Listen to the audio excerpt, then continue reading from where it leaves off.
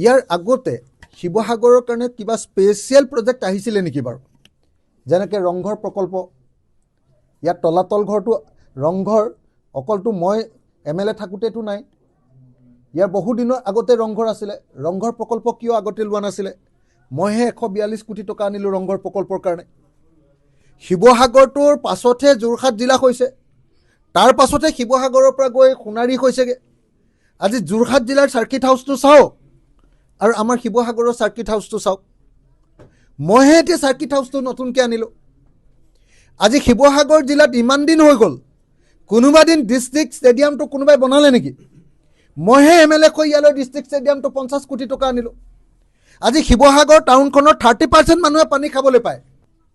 আপোনালোকে নিজে চাওক। মইহে এতিয়া ব্ৰহ্মপুত্ৰ নদীৰ গৰাখহনীয়া ৰোড আৰু বানপানী নিয়ন্ত্ৰণৰ কাৰণে 200 কোটি টকাৰ প্ৰজেক্ট আনিছোঁ। টাই মিউজিয়াম, চাৰ্কিট হাউচ, কি কয় ডাঙৰ ডাঙৰ দুটা ৰাস্তা, অসম মালাৰ ডাঙৰ ডাঙৰ ৰাস্তা, এটা 102 কোটি টকা, 122 কোটি টকা। বানপানী অহাৰ আগতে যমুনা চাফা হৈ শেষ হৈ যাব। তো গতিকে যিহেতু মই আপোনালোকক কৈছোঁৱে যে শিৱসাগৰৰ ৰাইজে মোক ইয়াৰ পৰা ভোট দিছিলে, শিৱসাগৰখন বেলেগ, সেইকাৰণে মই হিমন্ত বিশ্ব শৰ্মাক যে মাজে মাজে চেলেঞ্জ দি থাকোঁ, আপুনি আহকচোন বাৰু পাৰে যদি ইয়ালৈ খেলিবলৈ।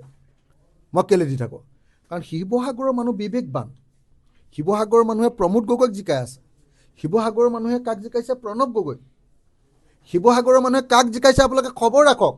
শিৱসাগৰৰ মানুহ ইণ্টেলেকচুৱেল, শিক্ষিত। আজিৰ দিনটোলৈকে আপোনালোকে যিমান দিন বাৰু মানে গুণোৎসৱ পাতিলে, গুণোৎসৱত বাৰু গোটেই অসমৰ ভিতৰত কোনখন জিলা 1 নম্বৰ হয়? গোটেই গুণোৎসৱৰ ভিতৰত সদায় 1 নম্বৰ হয় কোনখন? শিৱসাগৰ।